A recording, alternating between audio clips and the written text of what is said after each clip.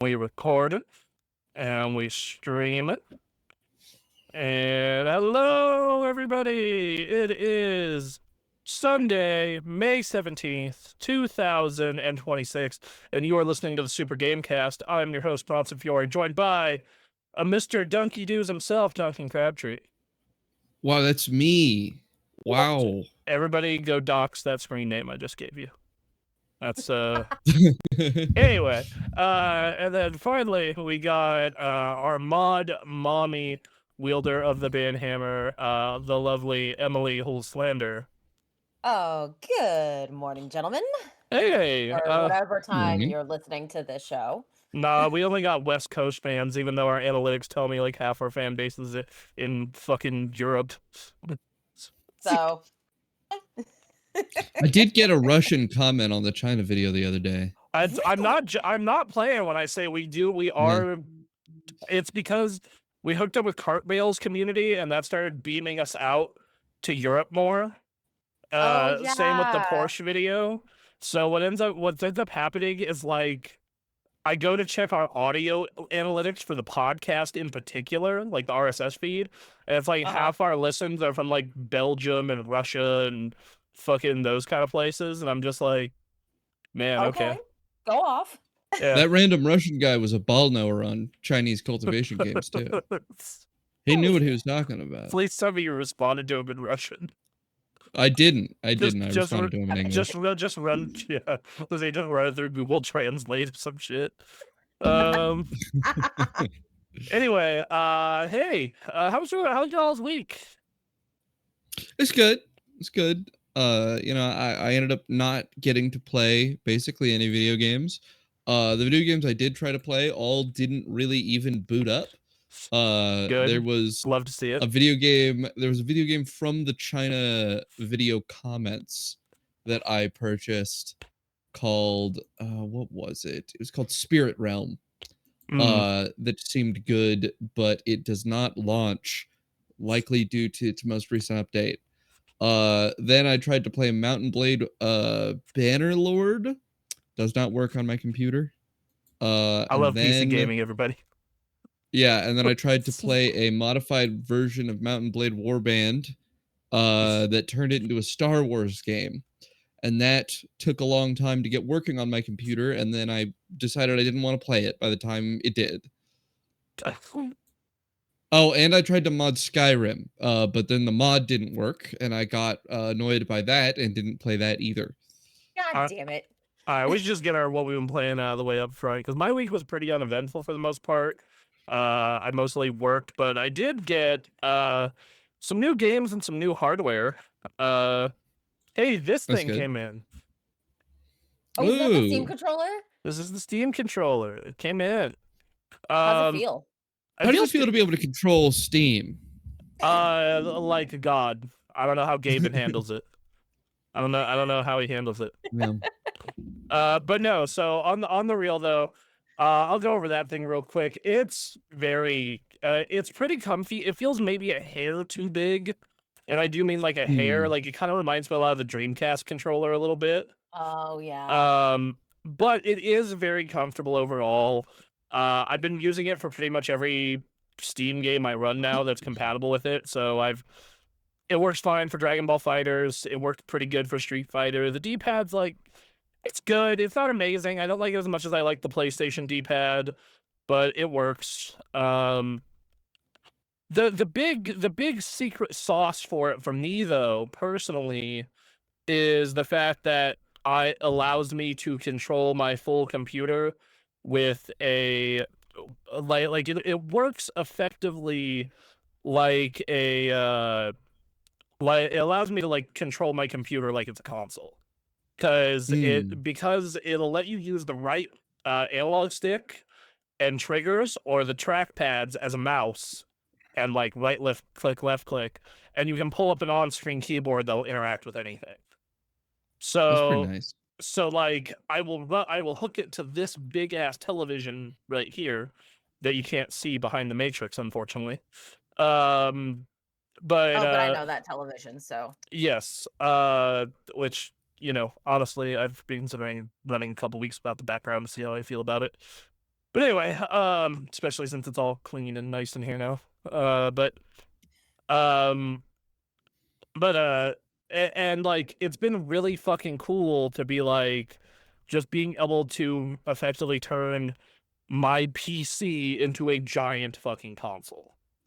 Like it's been awesome. It's been like, oh, hey, we can pull up Netflix with this very easily and just run Netflix on the big TV, or Mm, we can, or I can bounce around different stuff on the television far easier than I could. Because in the past, what I have to do is like look like this with the keyboard and mouse. Like, okay, right. okay, we're set. Now I can go wheel my chair in the middle of the room and focus on my game or my movie or my whatever. So that's been a nice change. It's convincing.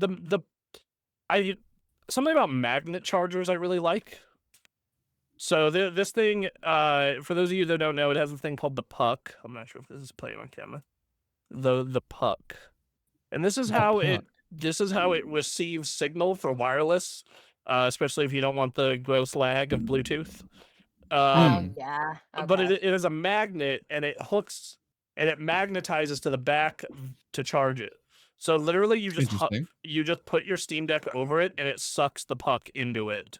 Or your Steam controller and it sucks the puck into it and it's just charging. That's nice.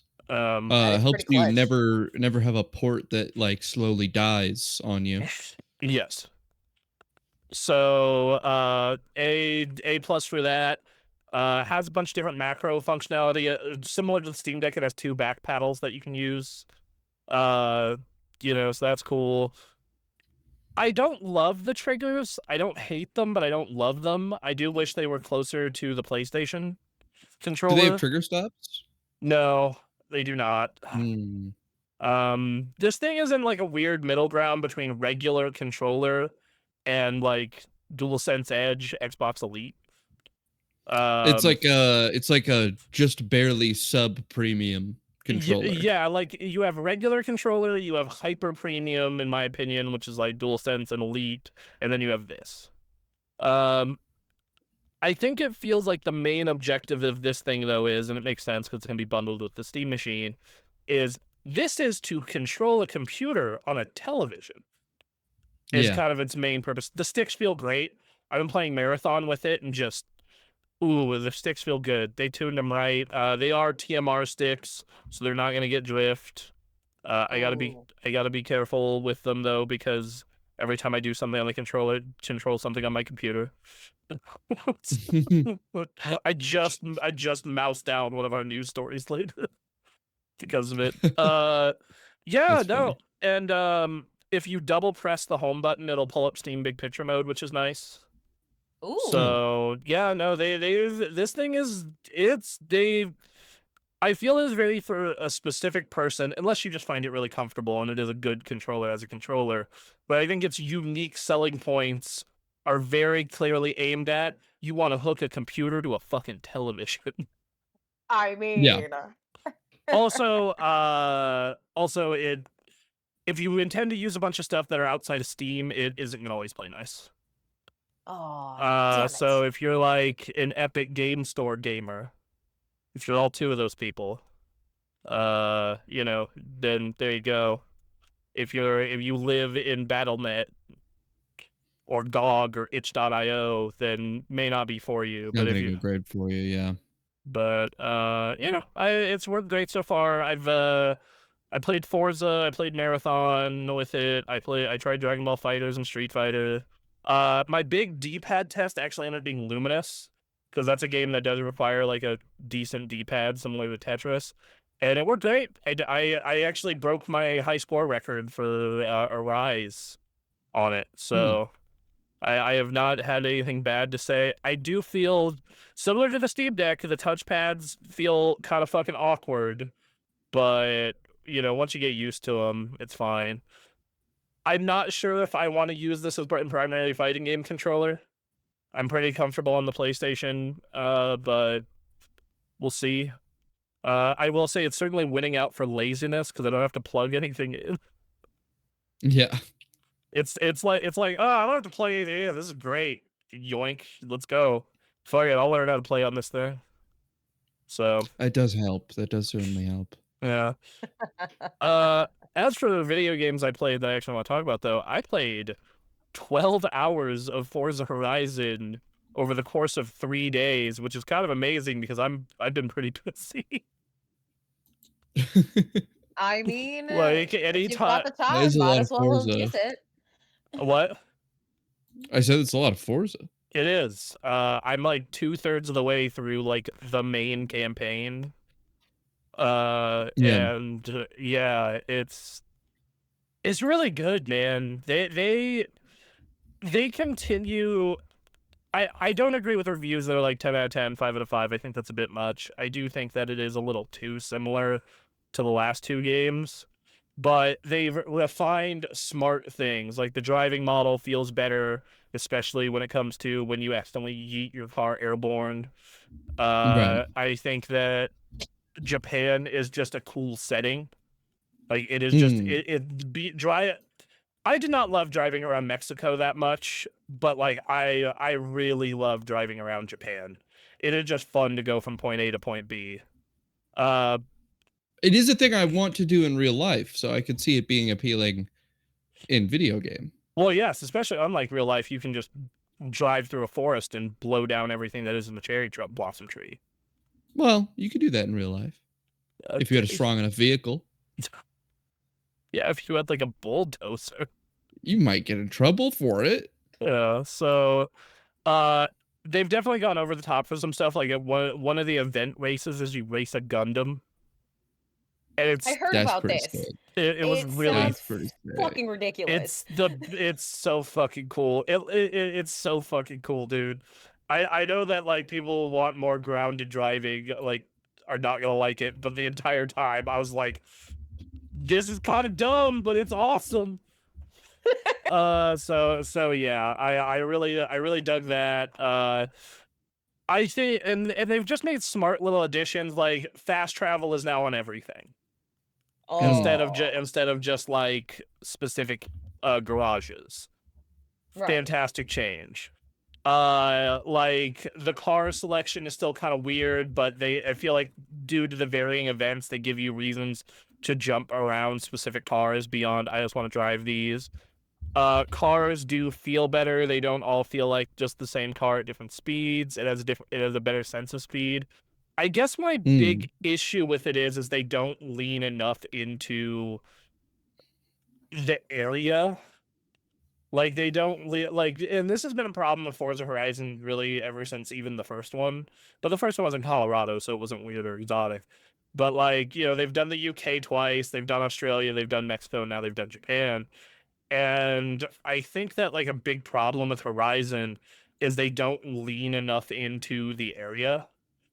Like they don't Mm. lean like they don't this one's not focused specifically on a shit ton of cool Japanese cars. And then the radio only has one Mm. radio station that is just purely Japanese music. Like the other stations Mm. are, you know, the other stations are, you know, your normal mix of like EDM, rock, all the Horizon stuff. And then it has one station, Gotcha Radio, Ah. which is the Japanese music. And like every now and then you see a cool gimmick that like is part of the Japan thing, and then it turns back into normal Forza Horizon. It's just like, dude, you guys just you need to go all the way into the culture and the cool stuff. Um, like they'll Yeah. do, like they have these things called day trips where you like take a tour and they kind of give you like, oh, there's Mount Fuji, and they give you a little history on Mount Fuji and whatnot. But Mhm. then like you don't race down Mount Fuji, and I'm like, no, go That all would the have been the way, perfect bitch. track. You know, yeah. So there's that. I think it's a good one of these though. I think that if you have been a fan of any of the Forza Horizons, you'll like this. This is probably it's tied for my favorite at this point. Obviously, I need to finish it like I did 3, 4, and 5, but actually no, I didn't finish 5. I got burnt out on 5 and then left. But like I need to finish it like I did 3 and 4, and if it's anything like I think that if it keeps doing what it's doing, I'll probably finish it and it'll probably be my number one. I'm currently trying to unlock the next event race, which looks like it's sending the car to space or has something to do with space because the icon is like a rocket. And I'm like, Interesting. okay, well, I'm curious to see where this goes. So, yeah. It's fantastic. They did a great job. This is like the one franchise Microsoft isn't fucking up. And Which is crazy. yeah, it Because is. like driving games are plagued with a history of being fucked up by people who own their franchise. Are And they not? they are, and they're like, oh, and they also fucked up their other driving franchises. Like Yeah. they ruined motorsport. They ruined Forza Motorsport. Yeah, it's crazy. It's crazy how these how Microsoft in particular acts with this stuff. Yeah. So, yeah, they made a good one. It's another good one. I definitely think people should give it a look.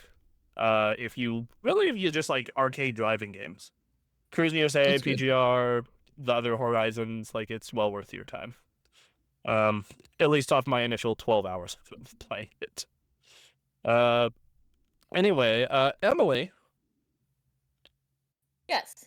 I believe you played a game this week called Mixtape. I did. I actually started playing it last night while I was at the boys' place. How far did you get, and what platform are you on? I am curious to know how this runs on a specific platform. I'm on Switch 2. Okay, how is the Switch 2 version? I thought about getting it there and getting it on PC and deck. Uh, It runs like so well. that's actually that's surprising. It's an Unreal Engine game, but it is smaller in scope, so I guess Yeah. I'm not too surprised. I'm a little surprised.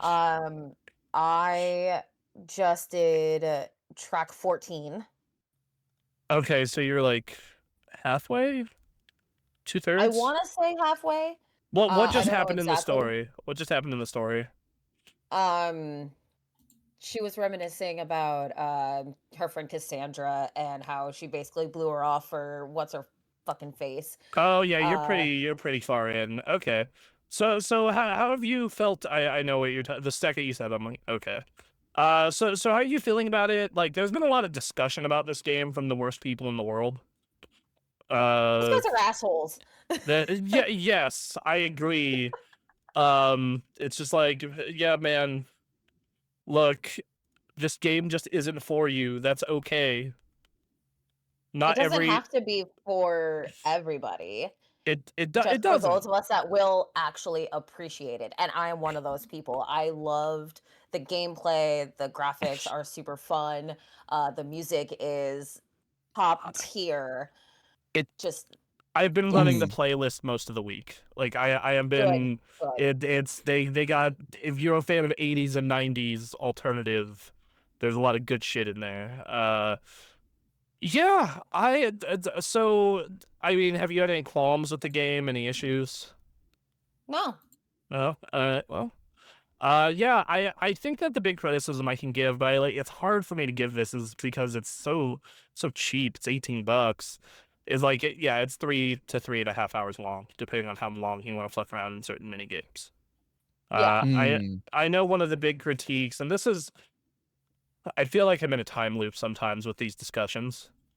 Is and this has been the case since Dear Esther. It's been the case since Gone Home. This isn't a video game.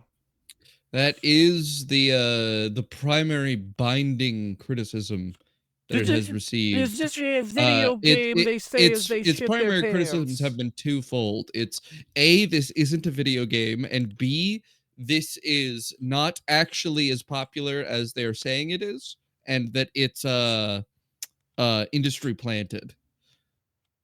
It's published by Annapurna. Like, Annapurna Interactive published, like, The Outer Wilds. Like, so is... Okay, so is The Outer Wilds an industry plant? The primary thing people are saying to accuse it of being an interesting plant, in particular, is that getting the perpetual music licenses that it has seems insane to most people, solely off the basis that I shouldn't say even most people, it's a very small group of people, solely off the basis that GTA 5 doesn't have perpetual music licenses. That's okay. GTA 5 also like has way more music, and also the owners know that GTA it's 5 going. does have a crazy amount of music. And also GTA 5 has like over 100 songs, maybe. I know the West. Mhm. I actually have one of those stations downloaded onto my phone. I can tell you how many songs is in the West Coast Classic station alone.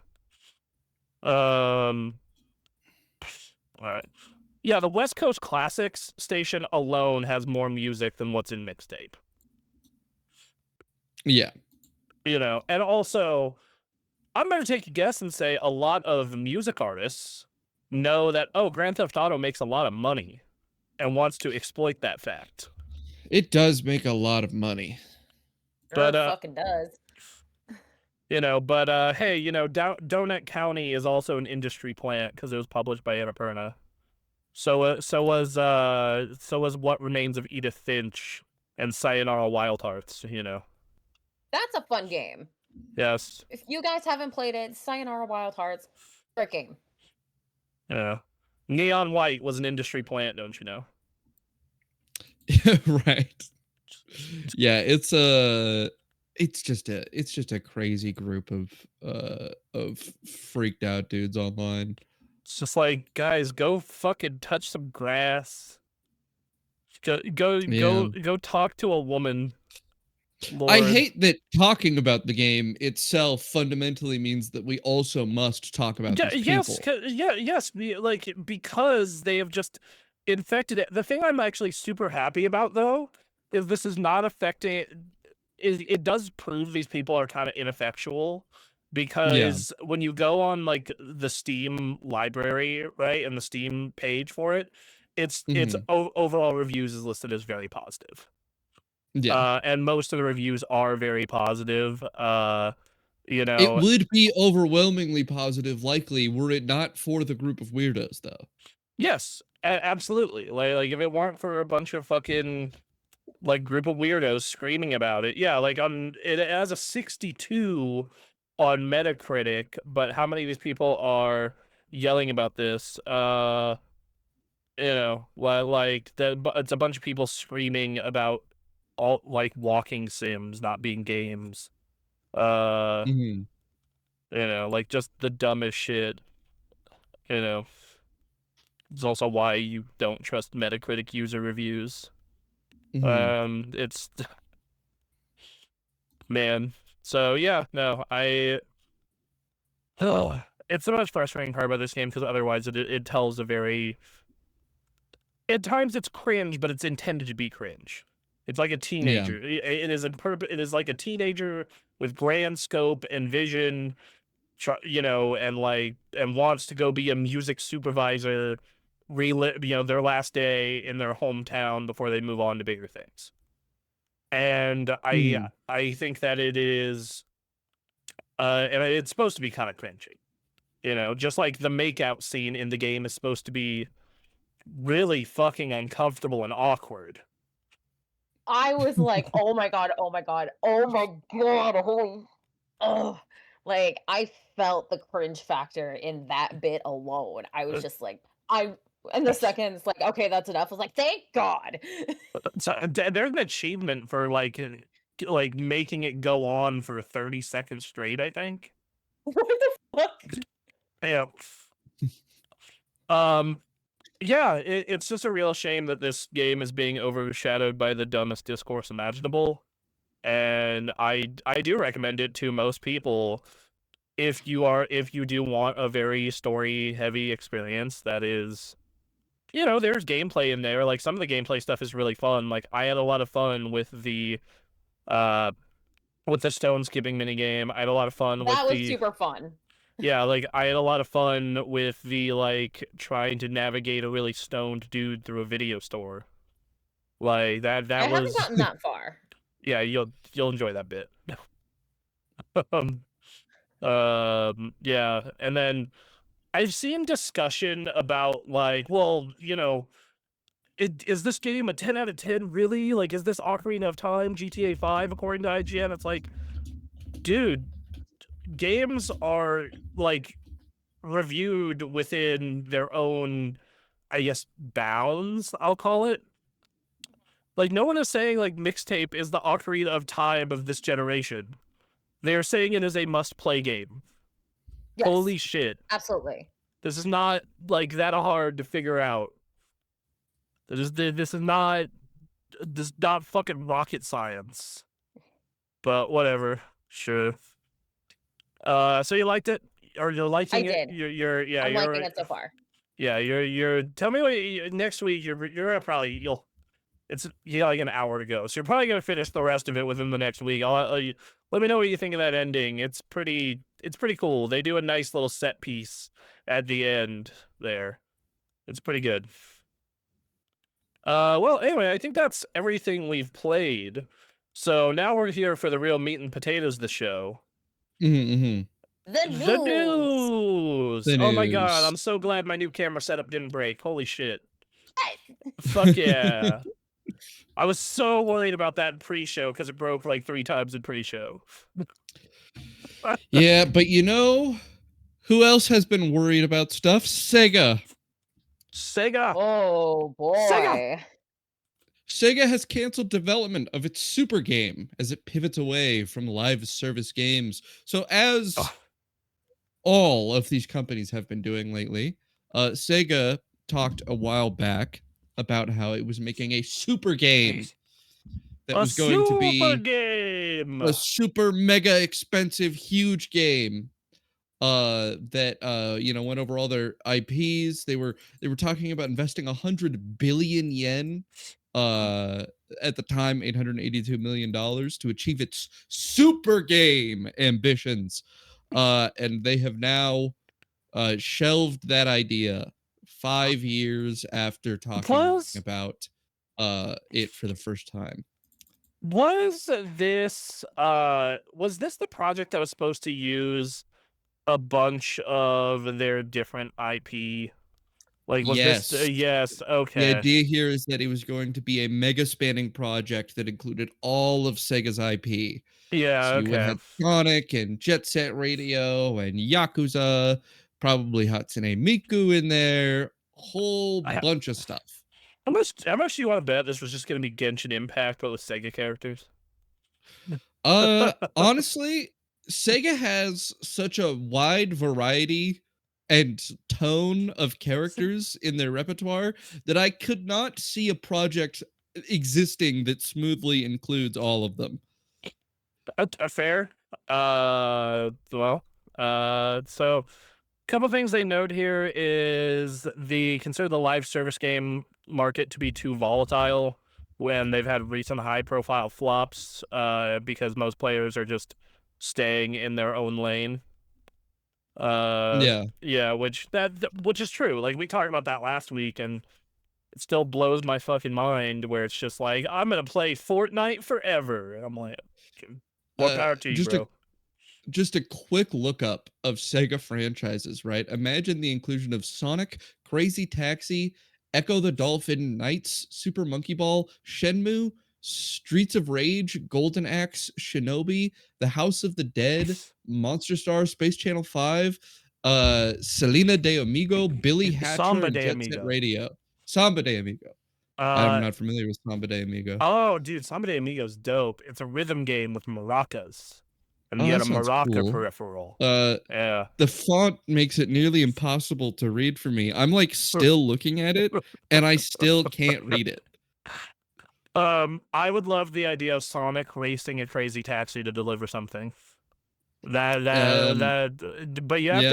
you have to have that offspring song in there. Or it doesn't work. I I I mean if they ever if they ever made another Crazy Taxi, that it'd almost certainly be including Sonic stuff. It'd be including everything. They Yeah. Well, they have they Sonic are All-Stars Racing. They are clearly not shy about throwing in their other franchises. they apparently are working on a new Crazy Taxi. So here we go. Yeah. All Hey, right. listen, I'll believe it when I see it. Um, yeah, this doesn't surprise me. I am gonna kind of audible our next news story from the Nintendo stuff to the Sony thing real quick because they are a little more linked. Uh, Mm. yeah, so Sony is seemingly testing a new feature that reveals PS5 player counts to the public. Yeah. Um, so digital storefronts like Steam have been fairly transparent. Console has not been the case. And yeah, they've been working on a player count tracker, and this is kind of the numbers for the last week. Battlefield 1.5 million, Apex 1.72, Arc Raiders 972,000, Fortnite 14.6 million players. Jesus Holy Christ. shit. Call of Duty Black Ops, a lesser received Call of Duty, almost 5 million. Grand Theft Auto 5 million, Minecraft 5 million, Marvel Rivals 1.58. Mm. Whoa, like, I think this is a great feature, but it does kind of show what we were talking about with the live service game market of like, if you are not one of these huge fish, don't bother. Just Yeah. like if you like Helldivers is probably somewhere around where Arc Raiders is, and even that is like nothing compared to what Fortnite, Grand Theft Auto, and COD are. I can't even Yeah. imagine Roblox. Like Roblox has individual games within themselves that are doing like 10 million plus. So, yeah, I think this is great for consumers because of the fact that I have ran into situations where I will buy a fighting game because I'm interested in it. Mhm. PlayStation has no way to check the player count, and it's a dead game. Like, if you think Yeah. Nitro plus Blasters looks cool, it does. It is a cool game, but there is nobody playing it. The Steam Mhm. count is like 3. You will play the same 3 people forever. And I think it's good for transparency, and I know that there's going to be some people who will use this to be insufferable. But, like, this game is dead. It only has 200,000 players. I mean, Eh. they already do that for Steam. I think that I think this move in general is it signals a huge confidence from Sony in uh their market share as a platform, right? Sony, the primary incentive that companies have not to release these numbers is basically when a game like Fortnite, right, announces a high concurrent player count. They go, we have 200 million concurrent players for some big thing that's happening right now. Yeah. Sony wouldn't want the numbers to be public for how many players are on Fortnite right now after Fortnite announces their net concurrent player count, and for them to show that they only have 15%, right? That would Right. be very bad for the company if the numbers panned out that way. Uh, so this move signals to me that Sony is like, look, a ton of people playing live service games and playing games in general are playing it on our platforms. And now, instead of it being a negative story where people see just how few people are playing on our platforms, they're seeing, oh, they announced these huge numbers and 70% of that is coming from Sony platforms, or 40% or 60%, Fish. a good number is coming from I, Sony platforms, which triggers investor confidence. That's why it's always been really great for Steam to have Steam well, player counts very public, because it shows a lot of confidence in their platform to investors. And it's a great move for us, for consumers, because it gives us a lot of information on what people are actually doing, right? Am I going to be able to play with a population in this game? What's hot right now? There's a bunch of stuff you can gather from player counts that is worth looking at as a player, and a lot of people already do look at it when considering what games they're going to play. So I'm certainly happy with Sony I, making the move. yeah, I'm a big fan too. I also think it's going to be very interesting for the PC market because you hear a lot of complaining from the PC players, like, why do we get delayed ports, or why do we get, you know, like why isn't our version, you know, being focused on? And it's because, you know, guys, the PC market is just not as big in terms of certain games. Because Mhm. I pulled up Steam charts just out of curiosity. I was like, how these compare to their PlayStation equivalent? Apex Legends on the PlayStation here, 1.72 million. Its all-time peak for Steam is 324,000. Mm. And There's your this answer, guys. it's like that's why it's I don't think people realize how big the console market really is. It's really big. It's it's just like guys that you know, which for in the case of some games, this is terrifying because I look at like Marathon and I'm like, oh god, Steam is its strongest platform at like 12K. Mhm. Yeah. So cool story. Interesting thing. I'm excited, but you know, you want to know why people are betting on live service big though? Those numbers also are there. God, dude, Fortnite, 14.6 million people, and It's a lot of people. that's just PlayStation. That's not Xbox. That's not the phone. That's not the Switch. That's not. That's nuts.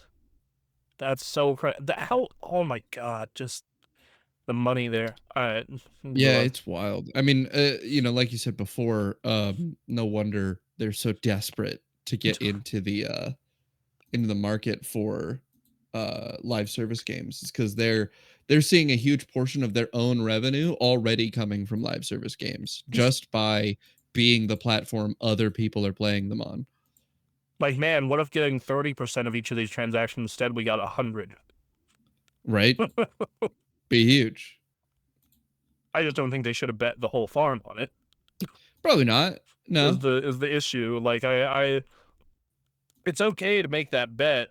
It's not okay to make that bet to the degree of which they did. Yeah, it's not a Yeah, great idea.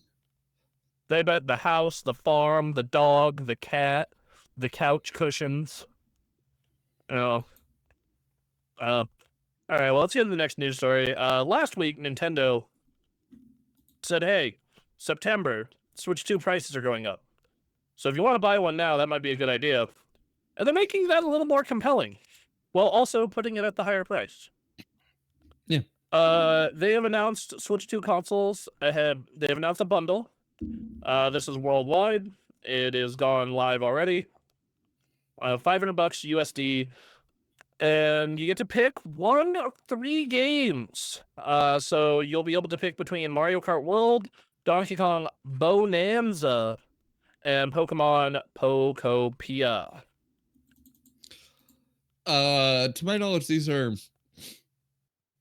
not their three most successful games, but it's their two most successful games so far, and then Pokopia, which is like in their top 10, right? Pokopia is well on its way to being. I think it might actually be number 3 at this point. Because I they thought it made. was just behind Legends ZA. No, you're right. So it would be their 4th most popular. Excuse me. Yeah. Um, and obviously that's probably just a deal with Game Freak why they can't put Legends ZA as the as an option as well. And yeah, so you know, this it's basically a hey, if you're gonna buy a Switch, here's one of the games you are definitely buying it for. Yes, and here it's $500, so you're gonna save 20 to $30. Yeah. Uh, yeah, I think it's brilliant, especially with Pokopia being one of the big hits this year. Hmm. It encourages your kind of biggest fans slash wanters to go out and buy it before the price increase. Um, Even harder. I think it's a smart move. I also think that if they could keep this going after the price increase and just say, "Hey, it's $500, still Yeah. $500. It's just you get a game." It's very clear they're trying to build as much install base as possible before that price increase too. Yeah. Uh, which is, I mean, our next story is going to even further solidify that. But yeah, it's a clear case to me of they are. they're like, all right, okay, let's get as many people as we can while we can afford the prices we currently can. And let's just throw as much in as we can right now to get people on our platform. Um to solidify their position as the next console generation comes around. Yep. Because Sony last week said, "Hey, we don't know when PS6 is coming," versus Xbox is sitting here going, "We're putting a new Xbox out next year.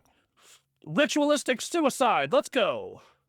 Yeah. Um, and so that's where they're going with this. I think it's a smart move. I think all those games are great. One of them was my game of the year last year. Pocopia, I've enjoyed what I played. My girlfriend was super addicted to Pocopia. Yeah. She finished it. But like, I it's been a while since I have seen her forget about time on a game.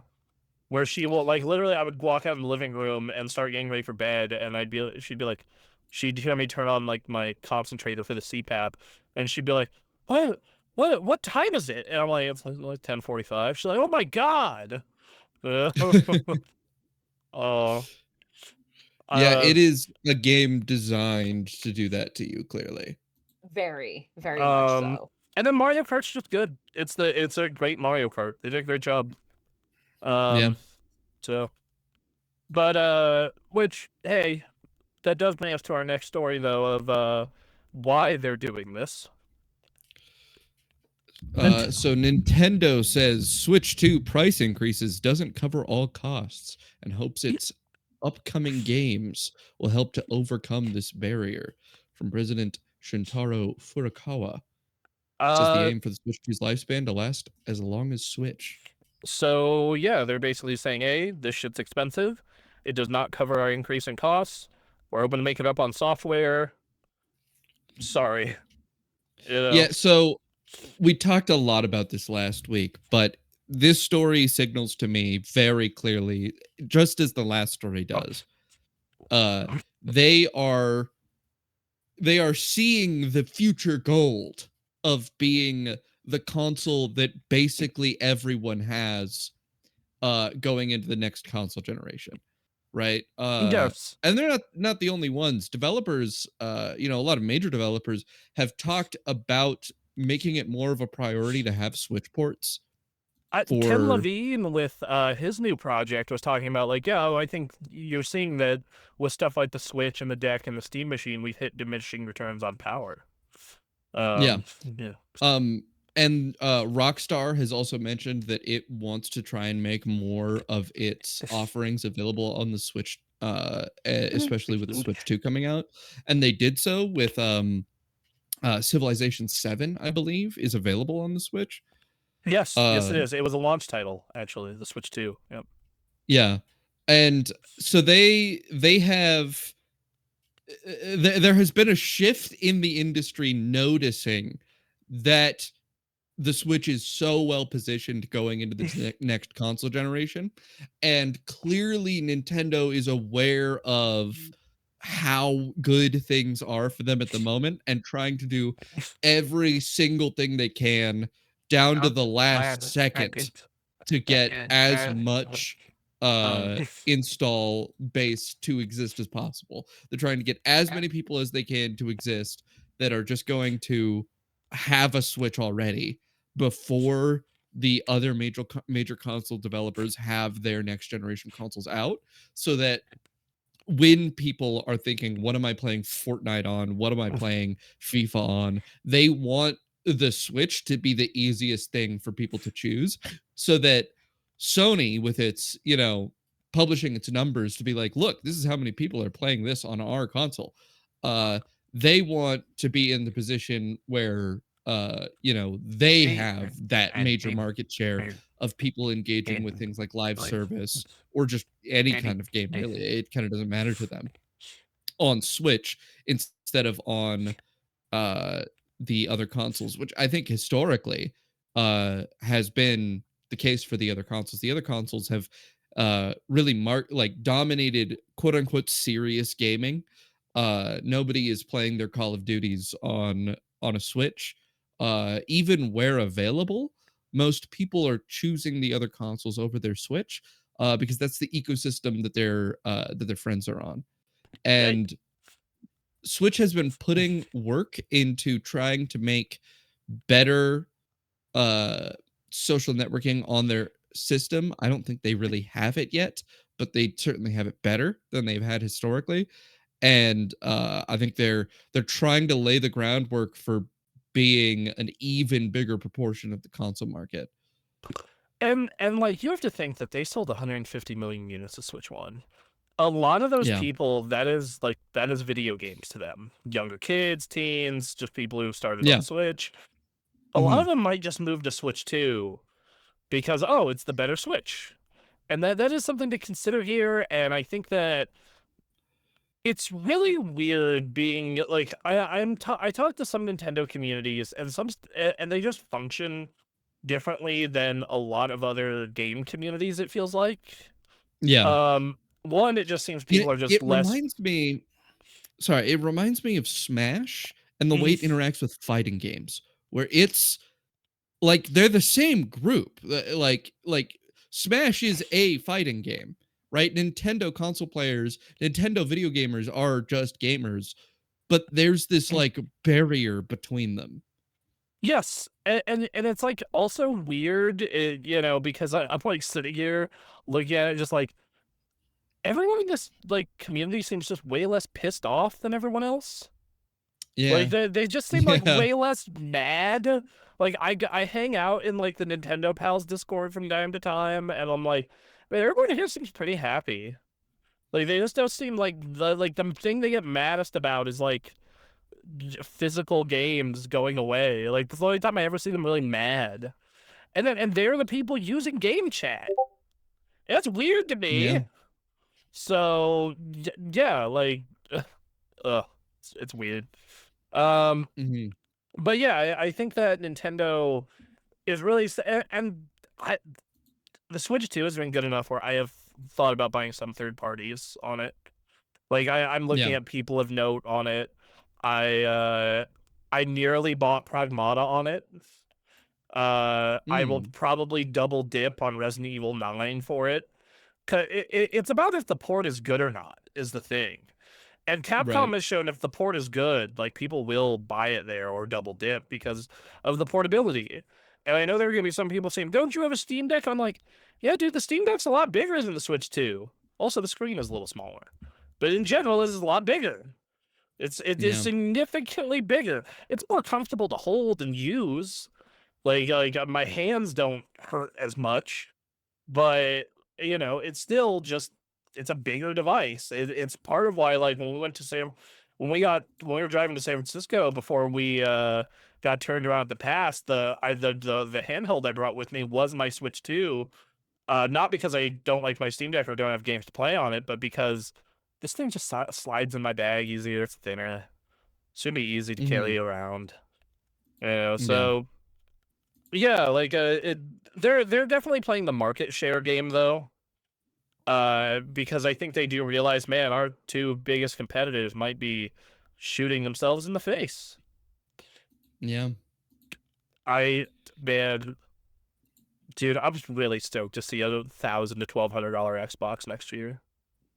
That's gonna be crazy. I am so excited for those conversations. Yeah. Like, I can't wait for them to come out on stage like next June, like when they do their June showcase, and have them try and justify it. But that's gonna be Yeah. amazing. I'm like, guys, it's just so expensive to ship things. Yeah, like just No, guys. oh Lord. Yeah, why is it so expensive? Oh, it's expensive to ship things and Some companies, I don't know who, are like doing this AI thing and it makes hardware expensive. yeah, wonder what jackasses are doing this AI thing. They say pushing an LLM into the corner. Like, oh man.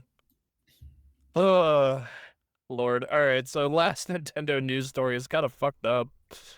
Uh, a Japanese man has been arrested for threatening to blow up Nintendo headquarters.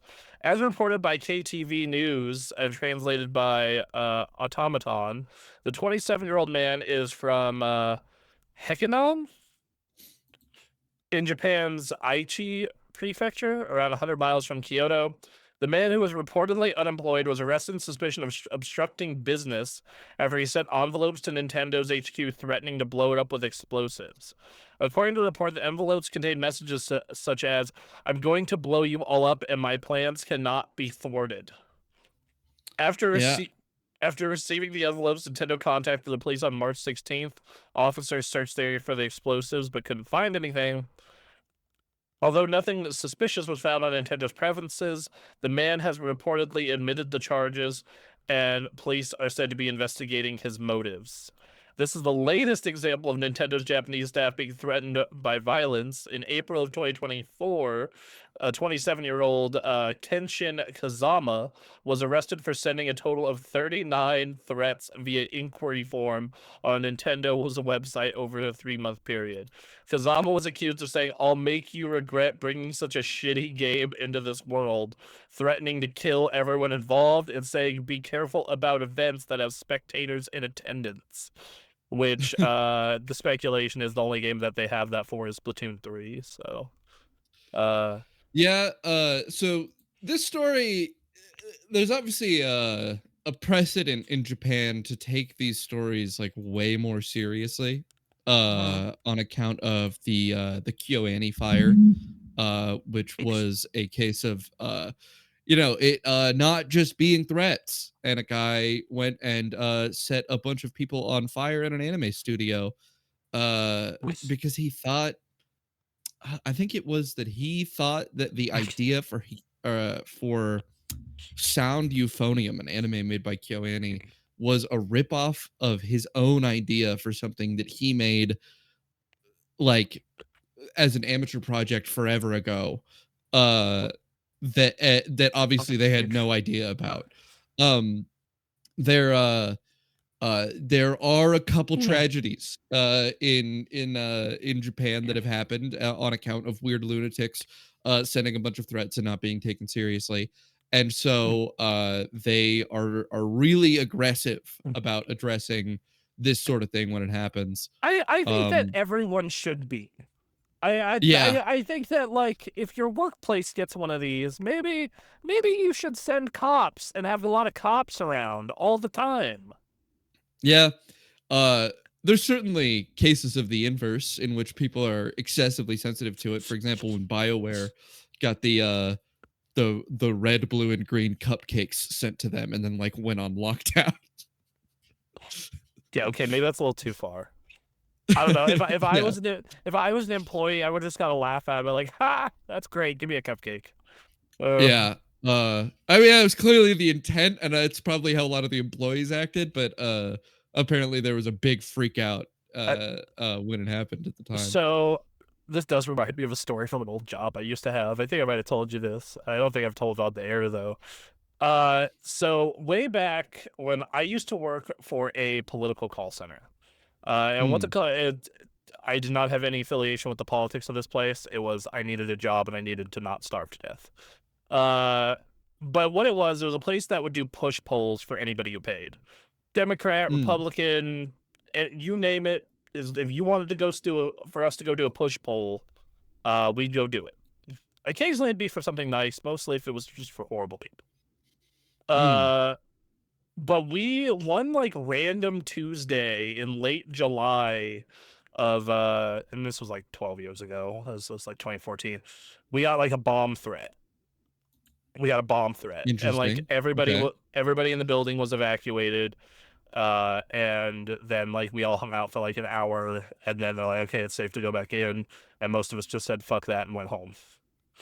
Yeah. Uh, and it happened again the next week, and like for like 2 months straight, we kept getting bomb threats, and it Someone was really didn't like you guys. yes, we started to call it Bomb Threat Tuesday. And then it was a really good excuse for me and my friends who worked there to just say, yeah, we don't feel safe and we're going home. Even if some of us did feel safe, it was just, job sucked. Mhm. Job really sucked. Yeah. It's a bad job, but this was Reno when the unemployment rate was like 12%. So it was that or go live by the river and die. So Yeah. That was the options. yeah. So anyway, yeah, That's hey, yeah, interesting, though. yeah, You have yeah, man. firsthand experience with the bomb threats. I do have firsthand experience with bomb threats, and I don't know. In the case of ours, they definitely felt a little more like the first couple felt real, and then it just started to feel like pranks. Like someone's pranking this fucking company. Um, which maybe they were trying to lure us, get us to let down our guard, and then bomb us. Yeah, I'll never know. They eventually possibly. stopped. So anyway, we should get to the next news story. Hey, another leak from Xbox happened. Another There, leak from Xbox? That yes, never happens. only every minute of every day to the point of where I have to start curating which ones we actually use. Yeah. Hey, so the Xbox Elite controller leaked ahead of the summer showcase. Showing a compact version of a typical Xbox controller designed for those who want to stream their games to a TV or computer or mobile device. And then a new leak shows the brand new Elite controller has sleek all black appearance with some silver on the D-pad and analog sticks. The most notable change from previous versions are the scroll wheels at the bottom of the controller. I wonder what you would need a scroll wheel for on a Xbox Maybe controller. controlling PC things. Maybe. We'll never know. Anyway, the right next to the mic jack, some speculate these maybe add extra inputs to your controller, possibly for benefiting from mouse control. They may be volume knobs that allow you to freely balance game and chat audio. It's also going to have reportedly a removable chargeable battery, a new pair button that lets you switch between local and cloud mode. The later allows for lower latency, making a more seamless, smooth experience when you play cloud games. And then it's a bunch of crap about the Elite controller. I mean, I've always wanted to buy one of these, like the Elite controller, or the one I really wanted, the DualSense Edge for Yeah. PlayStation, and I just cannot get over the hump of spending $200 on a controller. I just can't do Yeah, it. it is expensive. I, of course, have one. It's my controller. Oh, I like the Uh, red. I do like the I know, red. right? That's Yeah. that's sexy. I'm a red boy myself, just in a different way. This is actually my second Elite Series 2 controller. Yeah, I've heard that's Uh, one of the problem with the Xbox ones in particular. well, I blasted through my prior one in my playing a bunch of Destiny 2. Yep. And I particularly it broke on the bumpers. It's the most common failure that this controller has.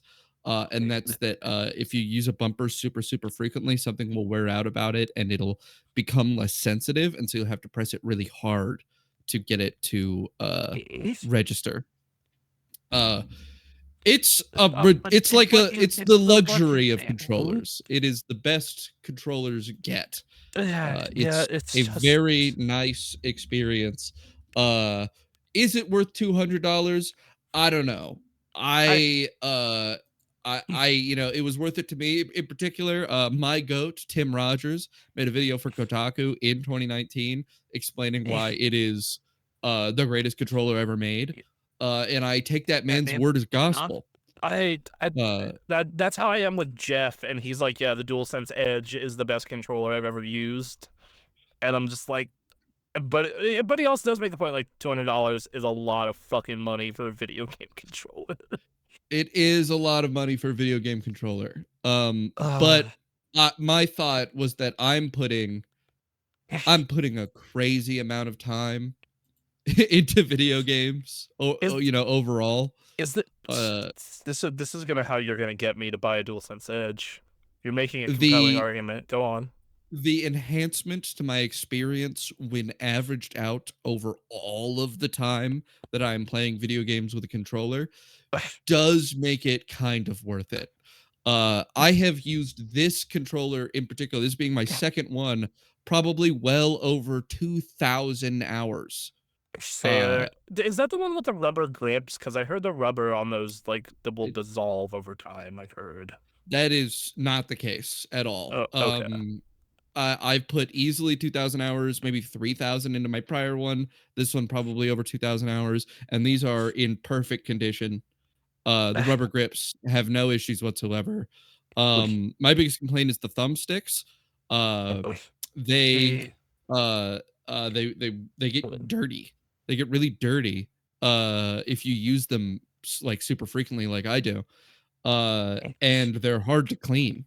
I usually like have to I soak them in water and like and stuff, but it's you just it's there's so many little divots in the like texture of this. The other thing is that over time you will eventually rub away the texture.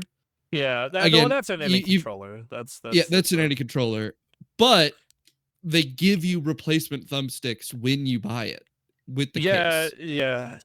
yes. So with that, I still have over my very, very large amount of usage on this, two good thumbsticks. Um, and then obviously the level of programmability that the Elite Series 2 has is yeah, it's like ridiculous. You it's can program an yep. immense amount of things into your controller. You it obviously it doesn't ever have thumbstick drift because that's a solved piece of technology. Um and I it has this really convenient button in the center right here where I can I can press it to swap its profile. So I've got so it remembers like 4 loaded up profiles that have different bindings for the functions of each button. And you could bind any button to do any other button or even combinations of buttons. Uh, and it's a pretty large feature set that I found over a very long time of using is really useful, especially if you're playing like really high engagement games like a Destiny, for example. I would create specific button loadouts on my controller to go along with different loadouts that I had for my character, and I would be able to hot swap between them. And that sort of niche functionality is the sort of thing you really only get with the super premium controllers. Yeah, I Uh, know. That stuff I all know about. It's like it's so tempting. And to be fair, if I was still like getting real competitive about certain games that aren't fighting games, if I was still playing Halo really competitively, I'd probably be all fucking over this. But like, I mean, when it comes to fighting games too, the proposition for a $200 controller isn't that much crazier than what people spend on fight sticks. yeah, yeah. So, like, if you're a controller player, then it's probably worth getting a $200 controller. Yeah. I wouldn't know anything about buying fight sticks. Wouldn't know anything about that at all. uh, I don't have 2 of those sitting right behind me right now. exactly. So Um, I think it makes sense for a lot of players. Again, if you're our stratum of video game player, you've probably put enough time in to justify good equipment. Not even uh, just for a controller, but like a good mouse and a good keyboard yeah, are my also keyboard and very in mouse are line. both I've got fucking. I've got a great keyboard right here. It's a 60% keyboard, programmable. It's what was it? Steel Series. It's a good keyboard. Yeah, you see, you've got a 12 button. Uh, like they're, they it's it's definitely justified at a point to be purchasing effective hardware. Yeah, And it's the most effective hardware that you can get for any controller controlled game is either the DualSense 2 or the Beast. Xbox Elite Series 2. So an Elite Series 3 controller announcement. I'm actually I feel a bit strange about it because there's not a lot you can do to improve the Elite Series 2 other than improving its build quality. Maybe Uh, trackpads? You put some trackpads on that bitch?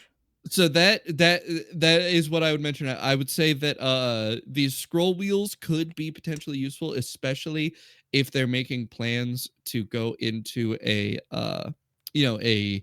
sort of PC console, right? Yep. As is been stated to be the case about the next Xbox console. And then yeah, a trackpad, specifically the sort of back trackpad that you would get on Sony controllers, uh would be really cool if there was some kind of back trackpad control for a mouse. But the thing is that hardware is more expensive right now. The stuff that it would take to make a controller is more expensive right now, which means Plastic, dog. I don't think they are going to be improving their build quality much. No, in fact, I would argue that is. I know for a fact that. So the nice part about the DualSense Edge in particular is like most of the parts on it are replaceable, and Yeah. like even then, I'm just like, man, that's a bad sign, in my opinion. Yeah.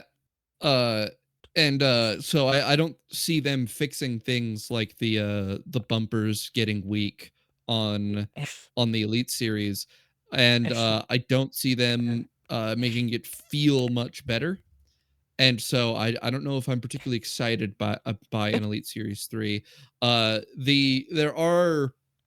There is the one feature that I think is good, and that's the removable battery. I think one of the big complaints about the Elite series is that because of its build, you can't remove the battery at all, and it needs to be Yeah, charged to be used. But there is kind of room here to remove the battery.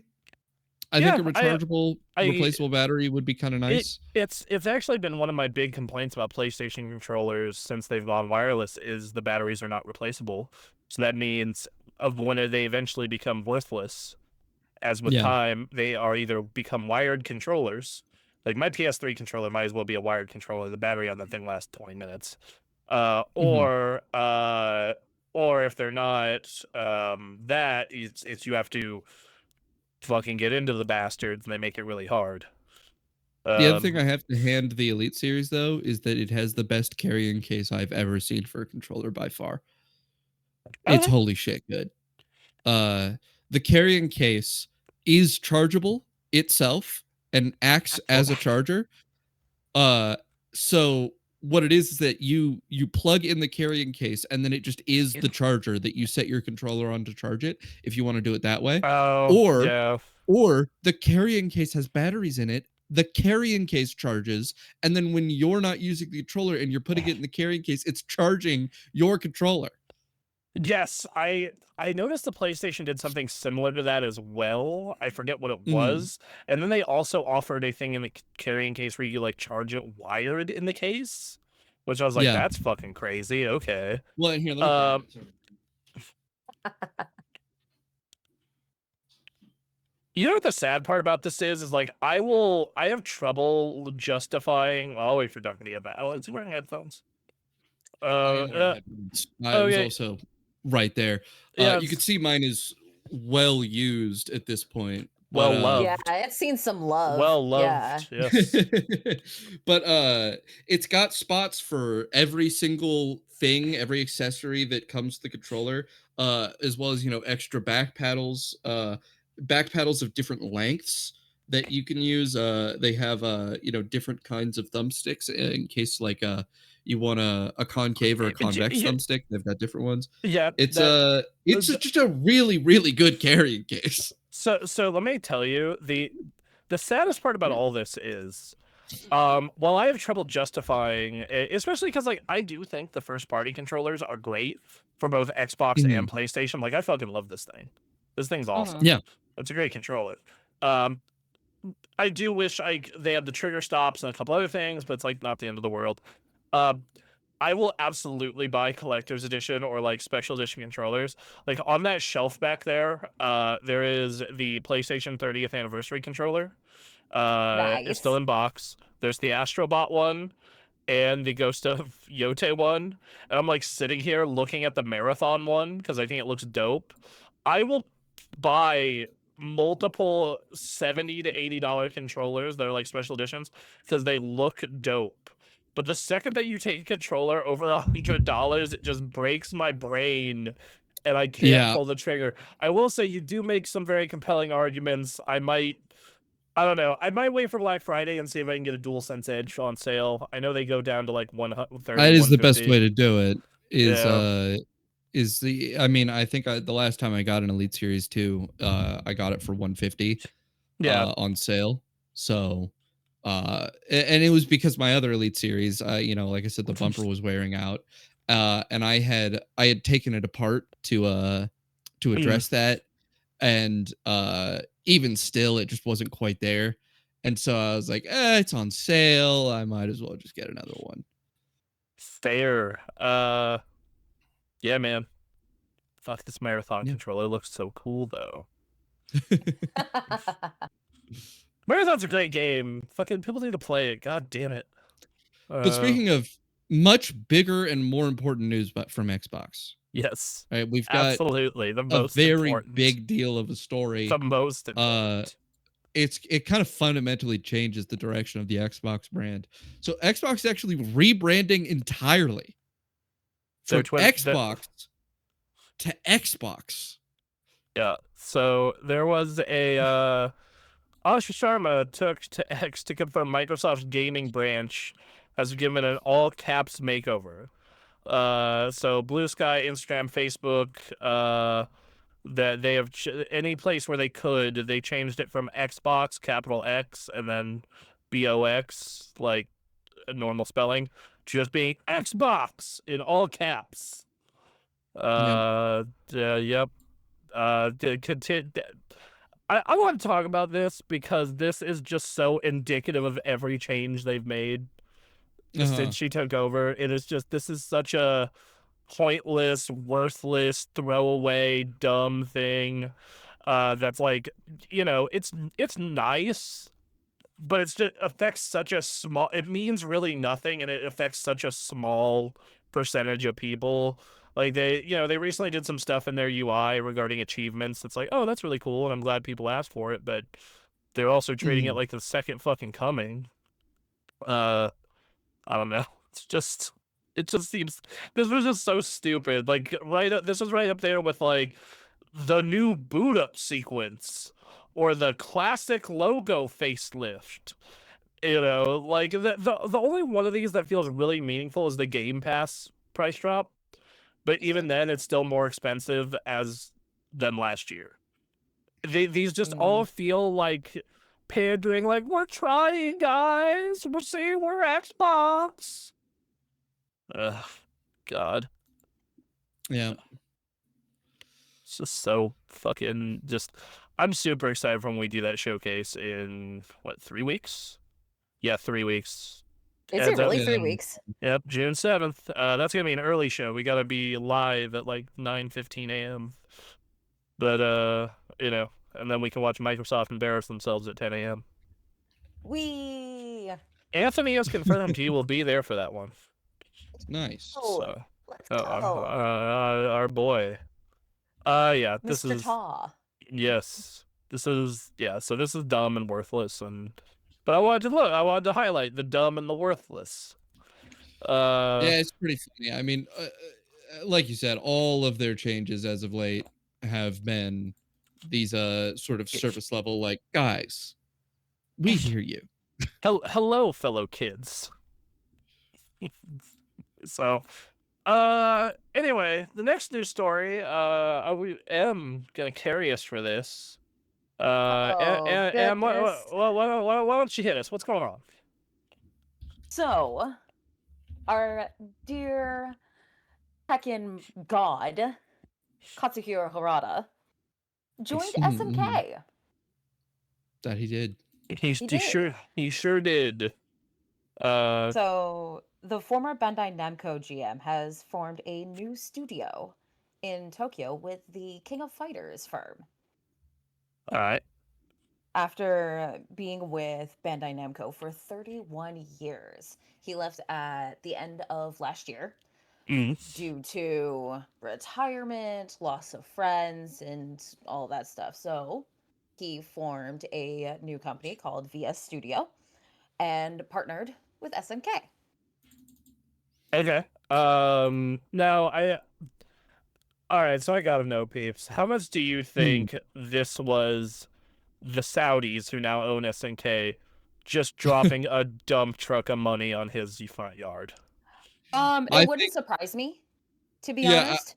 I think it's a combination of both. They're offering him probably really good money, and he's put in this position where he's like, it's really hard to make a new fighting game from nothing with no IP. Like, a lot of what brings people into fighting games nowadays is familiarity with a thing already. Yeah. Uh, and he's been, making Tekken, and so, like, it's people are gonna come in no matter what to some extent just because it's Tekken, and then it's about, expanding it from there, right? And Right. so it'd be really different work for Harada to be going, all right, now I need to come up with a completely new IP and have and attract a whole new audience and build it up from scratch. So him going to SNK puts him in a position where he's kind of doing what he knows how to do again, but with a different library of franchises. Um, and I do think they probably handed him a big offer just because he uh, he represents a chance for them to get their fighting games back on track. They haven't really had a major success Yeah, like in a while. yeah, like City of the Wolves was like a moderate success. I will say their Evo Grand Finals was hype as fuck. But That's there, good. but like the game itself, it did okay. I definitely, you can definitely feel the Saudi influence to kiss some of the character choices, like Ronaldo Yeah. being a playable character. Yeah. Um, all right. So do you want to keep going though? I was gonna say it's funny you mentioned the Saudi government because they secured a 28.8% stake in SNK in 2020 Mhm. and increased in 22 to 96.18%. Since Damn. then, um, they've been a parent company of SNK owning a full 100% stake in the developer. Also, in March of this year, they acquired a 5% stake in Capcom. Yeah, How do they do yeah, that? yeah, they're putting their foot in a lot of video game toes. I think they own a similar amount of Nintendo. Uh, Yeah, purchase stakes of more than 5% in Capcom as well as Nexon. So it really wouldn't surprise me if the Saudi government came to Harada in Japan and was like, here, come join SNK. We'll give you a brand new studio. We'll let you do all these things. Just take this. And it's a giant briefcase of money. I So it wouldn't surprise Yep. me if he got bought. the thing I'm curious about is most of SNK's like big name fighting games are 2D, and he has been a 3D man his 3D entire person, career. yeah. Yeah, so I mean, there's nothing stopping him from just making it 3D. I mean, There really yeah, isn't. but then you run the risk of alienating people who like those games. Like I do think for his sensibilities and what he has done for games, I think he could make a really dope Samurai Showdown. I think And he kind of loves the idea of risking alienating people. I think uh, he true. does that. True. Now he can continue to go to events wearing a "Don't ask me for shit" shirt. Yep. Yeah. So really, that's the great part here. So, yeah, versus studios, and he said it has multiple meanings. Video game soft versus development division, and the spirit of versus challenging tradition. He says his studious philosophy is beyond tradition, crafted to perfection. Yeah.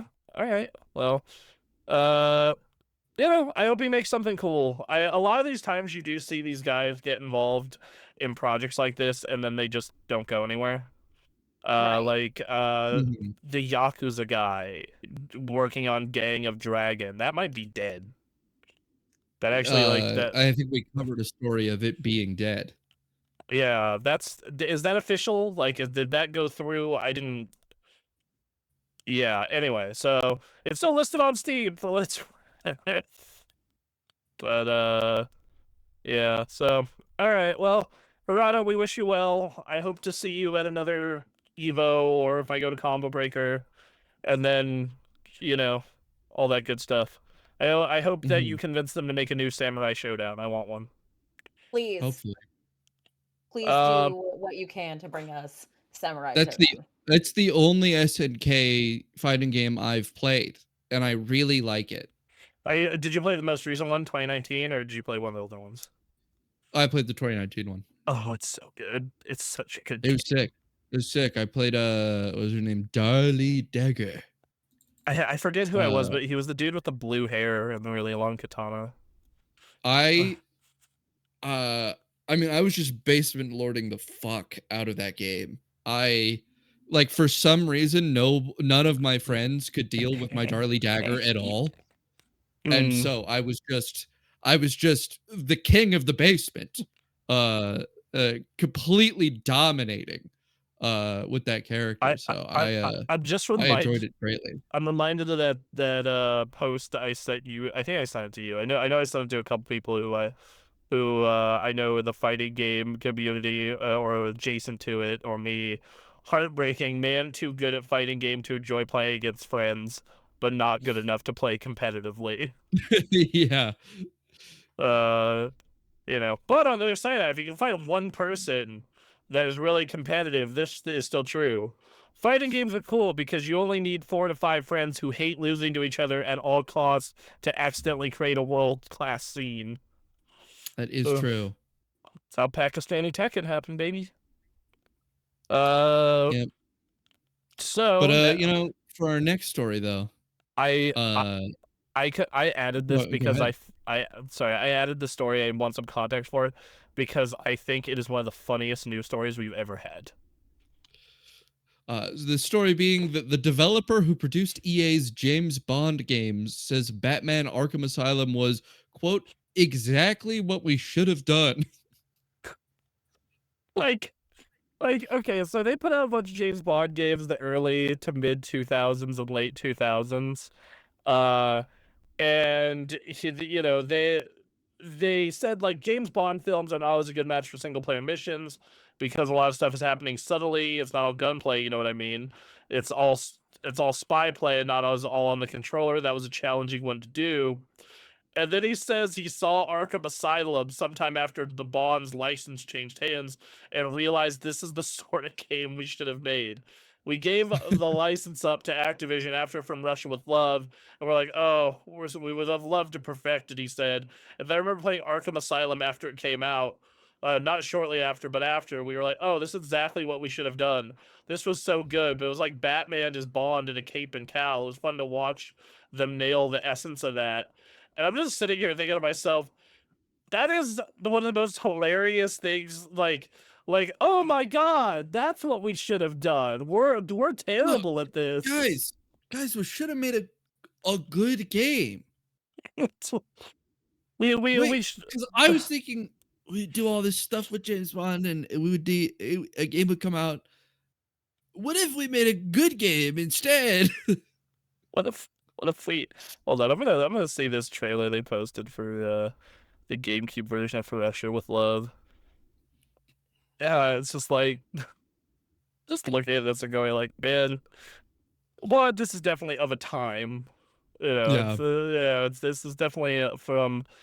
But like sitting here looking at this, being like, man, I don't think this is really Arkham either. I think you were making, what you should have made is like Metal Gear Solid, Yeah, I and can't imagine the James Bond. acting like Batman. I think that game was uh not at all what a James Bond would be like. To be fair, this also doesn't look like what a James Bond would be like. That's true. Mostly. Oh God. I just love the concept of just like, oh man, that's what we should have done. You know. Wait a minute, guys. We should have not just made the next generic shooter. Slick. Slick. Slick. Oh man, I don't want to make fun of this man, Mr. Chuck Beaver, localization producer on Eddie, a former localization producer at Well, EA. he's also talking about how they clearly didn't have as much creative freedom with the Yeah, license as they would yeah, have liked. They yes. were kind of constrained and rushed and put in a situation that was unlikely to get them the chance to make a great game. Which you know what, that is entirely fair. You know, every week on this show, we at some point have a conversation about, man, this publisher sucks, huh? What a piece of Yeah. shit. You know, and I understand that, but god damn it, dude, you should not have come out and done this interview, man. Like Yeah. it's a bad look. It was a funny one. But you know what funny company? Capcom. That was such a smooth transition, my guy. Yeah, I know. I'm such a master of it, really. All right. It's a talent you develop over the years. Capcom just sold more games than in any year in its history. Okay, the Uh, story drove me crazy. The story drove me crazy. It drove me fucking nuts. And the reason is because this section down here, okay, it says looking forward, the company said it anticipates net sales of 210,000 million yen and operating profit of 83,000 billion yen, which would result in 10 consecutive years of record high profit for the company. Let's just say billion, please. Please just say billion. You could have just said 210 billion or 83 billion. We have a word for when there are thousands of millions. It is billion. oh god. Okay, so other than Duncan's Mind Goblins, Resident Evil Requiem helped Capcom sell more games than any other 12-month period in its history during the latest financial results. For the business year ended March 31st, the Japanese publisher achieved its 9th consecutive year of record profits. That's weird. What happens when you just put out good games and market them well? So Man. 83 billion yen for perspective here in their which is their net profits Yep. after their net revenue of 210 billion yen. 83 billion yen is 500 million dollars. Yep. There you go.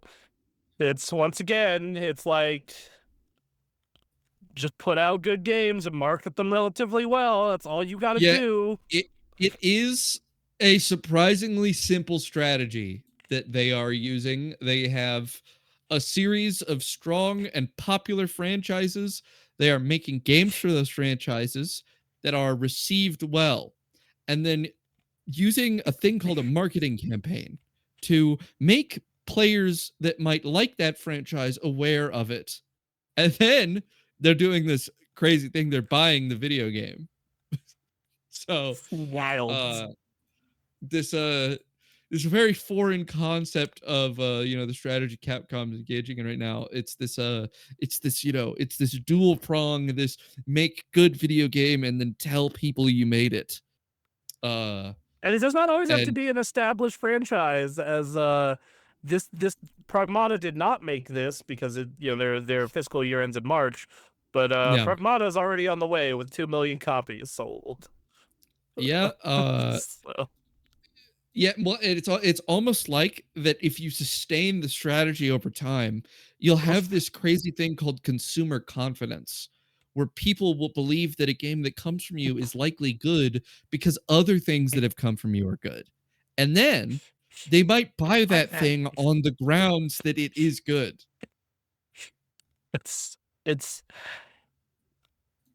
Especially wow.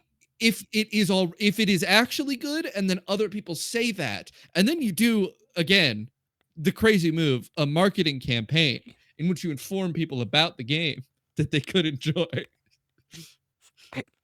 This is buddy. Lord. But yeah, I mean, Capcom has been hitting nothing but banger after banger. They're at they're at the level of trust right now that like they're nearly at the level of trust that Blizzard used to have.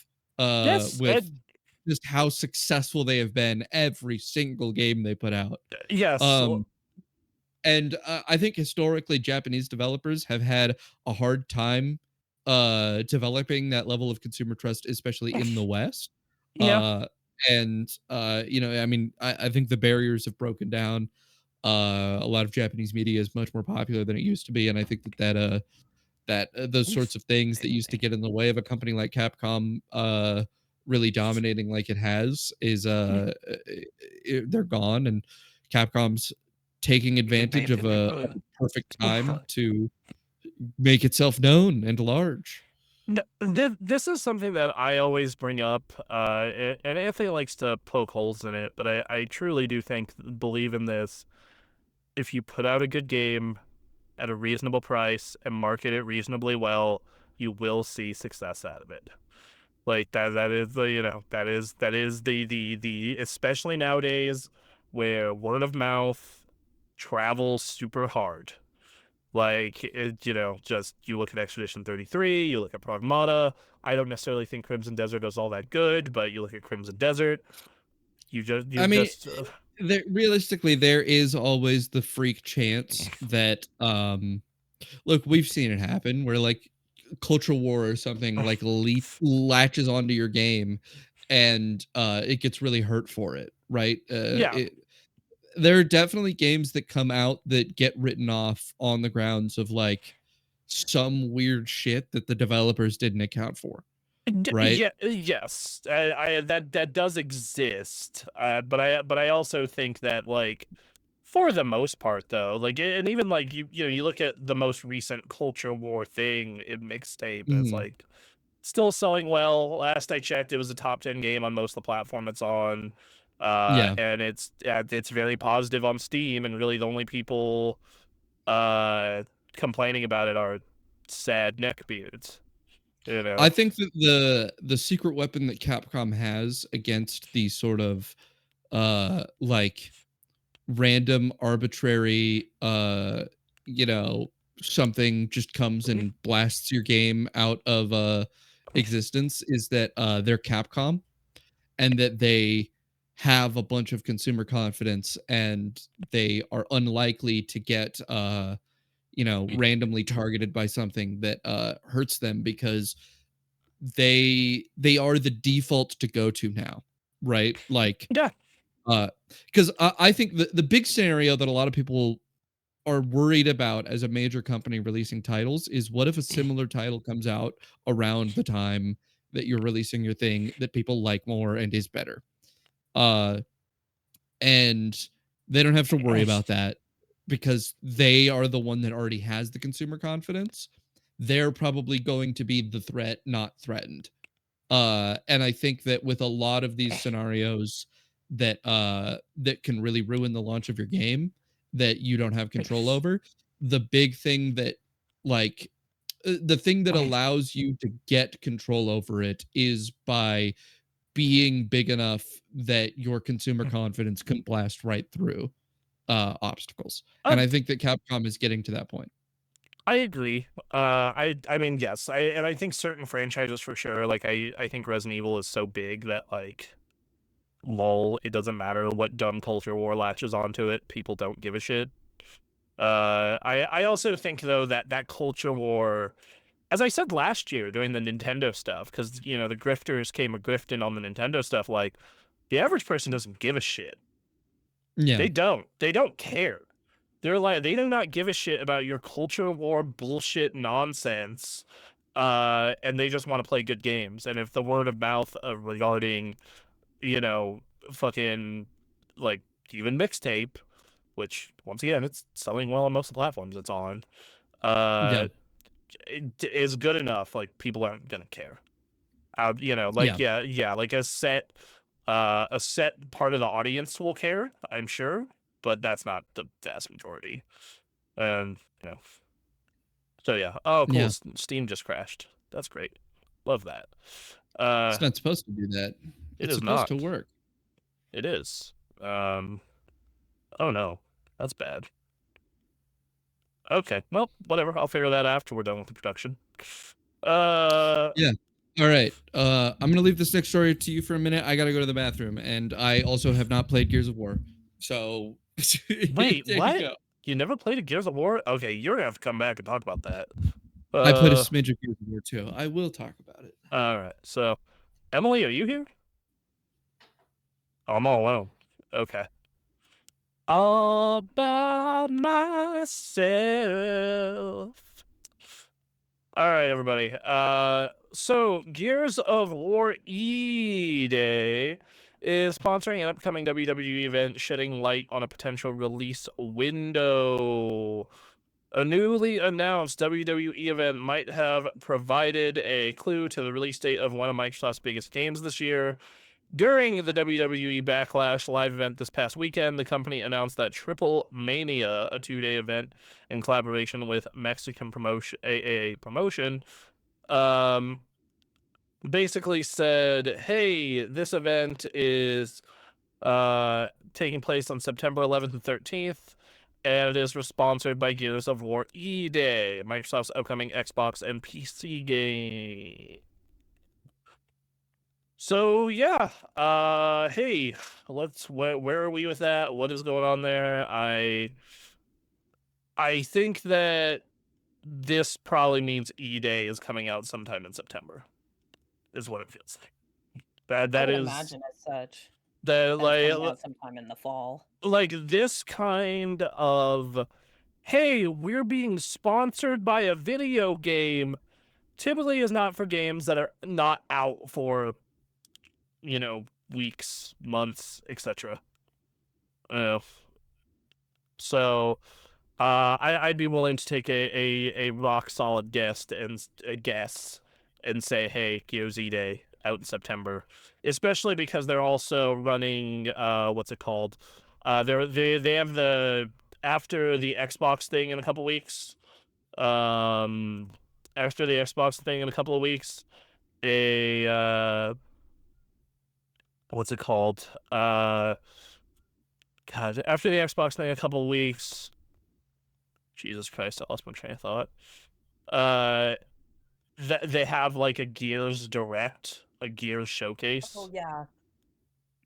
So that's happening sometime in or that's happening right after that. So we're gonna get an hour of announcements and then the Gears showcase, which I'm super stoked for because we have not seen shit about this game, and I think it was 2 years, 2 or 3. Like, when did they show that At E-Day least 2 or 3 showcase? years. Um, Uh, while you're looking that up, some things to note about this WWE event that they're holding in September. It's not the first time that they've done this. So on August 31st last year, tag team Street Profits fought at the Clash in Paris event dressed as characters from Borderlands 4. Game was then released 2 weeks later. he Also, at this year's WrestleMania, so and earlier this year, um, Penta dressed up as Shao Kahn from Mortal Kombat for his entrance just weeks before the release of Mortal Kombat 2, and that came out earlier in this month. I'm back. So, Yeah, the first trailer for this game, the first and only trailer, was 2 years ago. So yeah, it's been 2 years yeah. since we've seen anything about Um, EA. So, but yeah, so this is not the only time a wrestling event has lined up with a video game. This is not the only time, and this is not the only. And typically, when these kind of events happen, you see the cross promotion happen with within a pretty reasonable amount of time. So like, I am willing to bet if this event is sponsored by Gears of War and is September 11th to 13th, I'm willing to bet Gears of War is coming out between the 11th and 25th of September. That is my guess. The thing I want to talk about to Duncan now, he's like, you've only played a little bit of Gears too, huh? Yeah, so I mean, I never got in on Gears 1. My parents, for my birthday when I was in middle school, bought me 4 copies of Gears 2, I believe. Why 4 Uh, copies? so that we could play a big LAN game of Uh, Gears of War. I already had 4 Xboxes for reasons. Hey, And all right. and they were like, we could chain them all together and you could get all your friends over and you could play this game. Uh, they did that. I don't know how they figured out that I could do that. They don't know enough about games to know that. Usually I they mean, the uh, Halo scene got that trending a bit, so I could yeah, see so it. my dad was way into Halo and did that with Halo. So I think his thought was, because we were also playing Halo and we didn't even end up playing Gears, we just played Halo. Uh his thought was, I should buy him for his birthday something else he can do this with. Uh and then just went and probably asked a guy at a GameStop, what is a game I could buy 4 copies of that he could do this with? Uh and it was Gears 2. So at least I think it was Gears 2. And then we never ended up playing it. I played a smidge of it alone and was like, this is all right. And then I didn't play any more Gears. Oh man, okay, yeah. I've been talking about doing this for a long time. We need to do a Gears LP. They put out that remake of the first one, and like I do think the first one's a little clunky by today's standards, but like Gears 2 and 3 though, those games fucking rule. Those games fucking rule, dude. Oh my god. Yeah. They are very much like of a time. You can definitely tell this was like made in the mid to late 2000s. It's a little bit bro-ish, but man, a little. okay, it's really bro-ish. But Thank like you. there is like a heartfelt story in 2 and 3, and it's genuinely really good. Like and it Yeah. feels good to play. The shooting feels good. Best sniper rifle headshot sound in video game history. It's just like crunchy pop noise. Ooh. All right. So yeah, Gears E-Day. We're 3 weeks away from getting about 30 minutes ish direct to that game. Yeah. So yeah. That'd be Uh, cool. all right. You know what else is cool though? What? Subnautica 2 selling 2 million copies in 12 hours and hitting over 600,000 concurrent players on its launch day. It's a shame I Like don't like survival games. this game has been the most hyped game in who So, knows how long. And I know one of my coworkers is like, I'm so pumped for Subnautica 2. Let's go. I have heard a lot of good things about Subnautica in general. I've not played it, but I I have have followed the other news things story to surrounding do. this that the company was being just assaulted by its publisher who made a very bad deal for themselves. They made so the publisher uh gave a contract incentive to the team behind Subnautica 2 for a $250 million total bonus, right? So the idea is that would be distributed amongst the entire team, and that the value from the publisher would be $250 million if they hit certain sales on launch. And the idea from the publisher is they wanted to set a just completely fucking ridiculous number for them to hit on launch, right? The issue is that so much hype built up around Subnautica 2 over the time that it was in development. And further, that player number that they signed was by a certain date, right? So the idea was they expected Subnautica 2 to never be able to come out in time and to never be able to hit the player counts that they were saying. Uh, and About then that. the developers apparently just fucking hit it perfect and developed the game really smoothly, right? And that meant that they were well on their way to being able to release before the period that was set in their contract. And with the amount of hype the game was building up, they were probably going to hit the player counts that that met the contract requirements. And so the publisher basically tried to hostile take over the studio and fired all of the leads involved in the development of Subnautica 2 and tried to stifle its development so that it could not make it in time to hit that $250 million bonus. Famously, the man who was behind this whole scheme figured out, like, he came up with the idea to do it by asking ChatGPT how he can get away with not I paying them remember that. even if I they Yes, heard hit. about this. I heard about this. And I was Yeah. like, that's some bullshit. That guy deserves every bad thing coming So to it him. came up in court that he has these transcripts with ChatGPT basically going, how do I get out of paying this $250 million? What do I do? Uh, and ChatGPT basically kept telling him, you really can't. You can't get out of that. And he just kept rephrasing the question until it gave him a bad answer on how to get out of it, which he then Jesus decided Christ. to do. Uh, and so that came out in court when the developers that were fired for basically no reason, despite incredible performance up until then, uh they sued to get their position back and to prevent them from trying to screw them out of their bonus. And they were court ordered to be reinstated to their position and allowed to continue development of the game. And that court order was evidently effective because they were able to release the game as they expected, and they hit crazy player counts. So they almost certainly exploded the expectations that that contract laid out for them. Um, Probably in part because it was, somewhat defined by the prior popularity of Subnautica, but Subnautica didn't launch to crazy numbers. It just got a lot of people over its lifespan. Right. No. So, Mm, so they had a much larger fan base than expected. I mean, Um, yeah. uh, So this is a great example of a story where the legal system is working in consumer and developer favor.